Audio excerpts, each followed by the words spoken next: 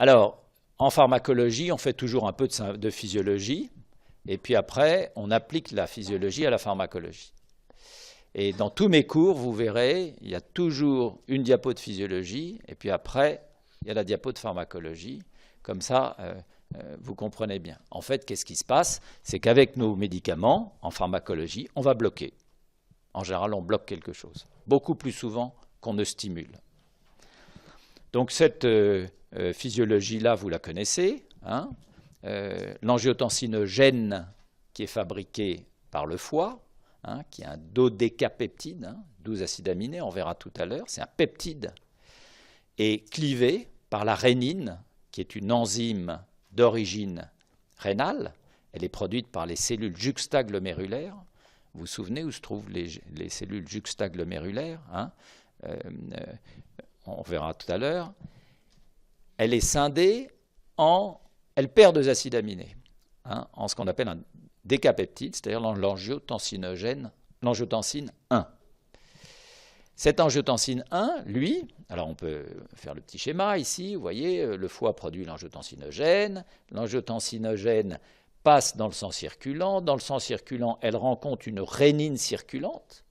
Cette rénine circulante est produite par l'appareil juxtaglomérulaire des reins, et puis la rencontre entre la rénine et l'angiotensinogène fait que la rénine va cliver l'angiotensinogène en angiotensine 1, un décapeptide, et puis cette angiotensine 1 va rencontrer, toujours dans le sang circulant, mais en général c'est plutôt une réaction de contact, au contact des cellules endothéliales, et les cellules endothéliales, surtout du poumon, fabriquent ce qu'on appelle l'enzyme de conversion de l'angiotensine, ECA.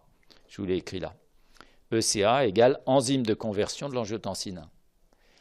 Cette enzyme de conversion de l'angiotensine 1 en 2 va cliver un décapeptide en un octapeptide, l'angiotensine 2. Et l'angiotensine 2, elle, c'est ça notre principe actif. Voilà. Le méchant, c'est celui-là. C'est à la fois du méchant et du gentil parce qu'il a aidé l'humanité à survivre. Donc cette angiotensine 2, comment va-t-elle exercer son action? Au travers de récepteurs, 2 types de récepteurs. Des récepteurs AT1, ce sont ceux-là qui nous intéressent, et puis des récepteurs AT2 qui sont moins intéressants chez l'adulte, beaucoup plus intéressants dans le développement. Et puis, les récepteurs de l'angiotensine 1 se trouvent aussi sur la zone glomérulée de la cortico-surrénale et vont entraîner la production d'aldostérone. Et l'aldostérone a des effets physiologiques.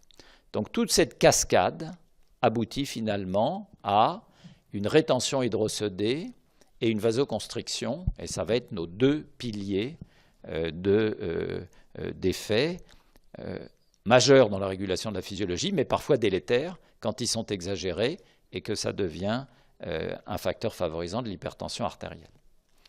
Alors à cette physiologie, eh bien, on va superposer une pharmacologie, et vous voyez que je vous l'appelle aussi simplifiée, parce que notre travail à nous, c'est ça. Notre travail à nous, c'est de vous simplifier tout pour que ce soit assez mécanistique, simple à retenir.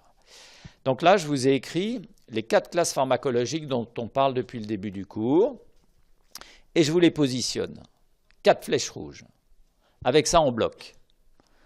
Alors, on commence par nos IEC, inhibiteurs de l'enzyme de conversion. On devrait dire IECA, inhibiteur de l'enzyme de conversion de l'angiotensine 1. Mais en fait, en faculté de médecine, on accepte très bien de vous dire IEC, puis en médecine pratique, on dit toujours les IEC. On verra tout de suite après les ARA2, les antagonistes des récepteurs AT1 de l'angiotensine 2.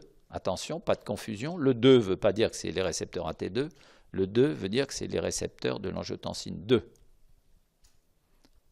Antagonistes des récepteurs de l'angiotensine 2 ou antagonistes des récepteurs AT1 de l'angiotensine 2. On les appelle les ARTAN.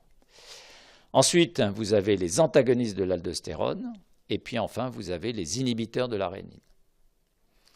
Donc ça, c'est extrêmement intéressant, mais ça, ce n'est pas à votre niveau de deuxième année. C'est extrêmement intéressant pour un chercheur de se dire à quel niveau faut-il bloquer dans une cascade pathophysiologique comme ça pour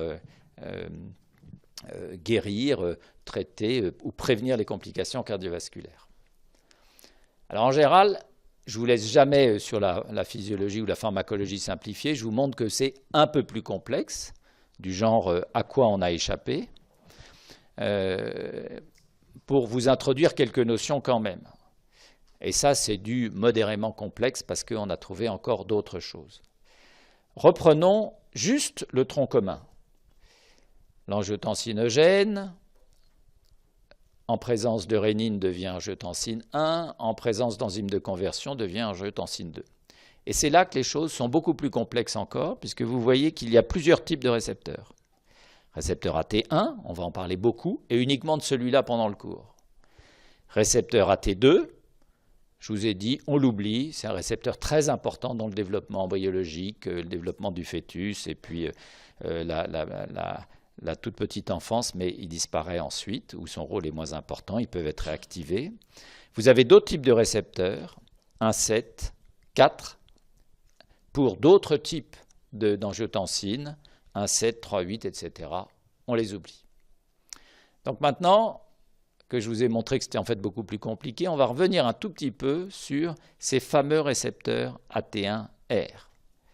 Et vous voyez ici qu'au niveau cellulaire, ils ont des effets qui sont des effets qu'on appelle de fonctionnels et structuraux. Fonctionnels, c'est de la vasoconstriction, c'est-à-dire le vaisseau va se resserrer, voilà, ça contracte la cellule musculaire lisse vasculaire, on verra ces notions au fur et à mesure, et ça fait grossir la cellule, ça déclenche du stress oxydant, et ça fait de la rétention sodée.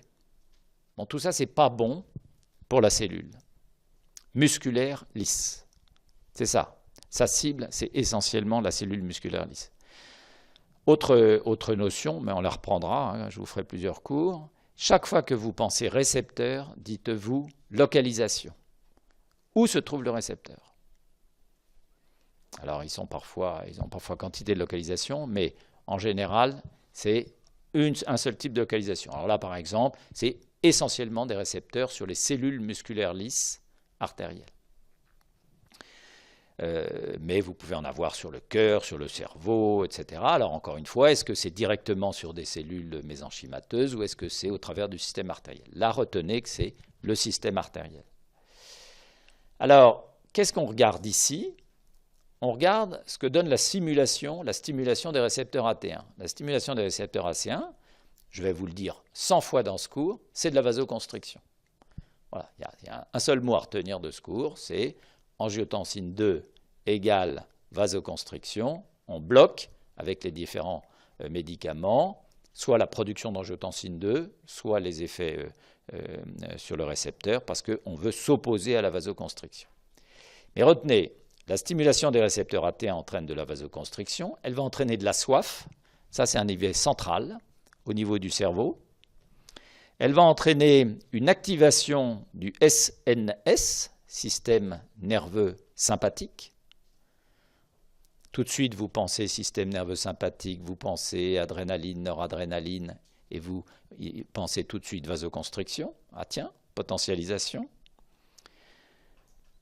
Il va entraîner de la rétention hydrosodée. Cette rétention hydrosodée, c'est simple. Elle est liée à la fois à une augmentation de la sécrétion d'aldostérone. Pourquoi? Parce qu'il existe des récepteurs, je vous l'ai dit, AT1 sur les cellules de la cortico-surrénale qui produisent l'aldostérone. Et puis aussi parce que la stimulation des récepteurs AT1 entraîne de la soif et entraîne de l'appétit pour le sel. Je ne vous l'ai pas marqué là, mais... Donc si vous avez soif, si vous avez envie de manger salé, et si en plus vous retenez de l'eau, vous augmentez votre volémie. Donc imaginez les néandertaliens et les sapiens qui traversaient le désert.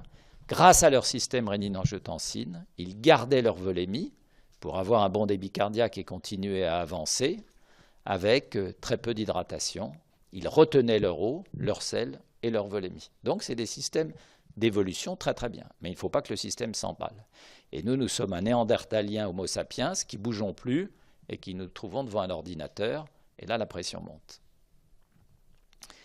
Donc, retenez bien que la stimulation des récepteurs AT1, c'est à la fois de la vasoconstriction et de la volémie.